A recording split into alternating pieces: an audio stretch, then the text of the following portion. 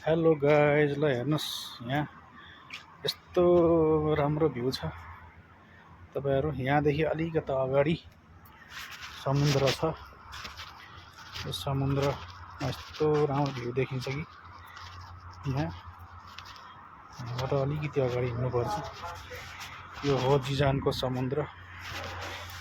यो गार्डनबाट अलिकति अगाडि गएपछि समुद्री चराचुरुङ्गीहरू पनि उड्दैछन्। यहाँबाट बकुल्लाहरू पानी हालेको छ गार्डनमा। यो चाहिँ तपाईको पैदल हिँड्ने र साइकल कुदाउने ठाउँ हो। पैदल हिँड्ने ठाउँ यो अलि हल्का नरम हुन्छ। यो यहाँदेखि अगाडि ल हेर्नुस्, समुद्र यस्तो राम्रो छ भ्यू। यहाँदेखि सरर अगाडि पुरा पर पानी जहाजहरू देखिन्छ परदेखि।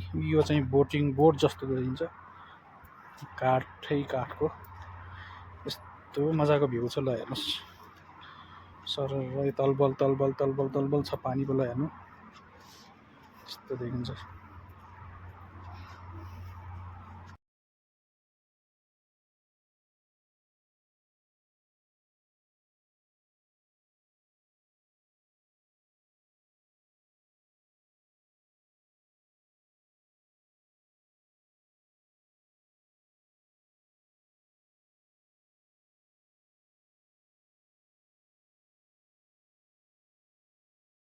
यो चाहिँ हेर्दाखेरि बोट जस्तो छ, तर बोट हैन, यो होटेल हो। यो काठले बनेको होटेल यता यहाँ छेउमा छ। यो यहाँबाट यो बोट हिँडेरबाट अगाडि पुरा राम्रो भ्यू देखिन्छ।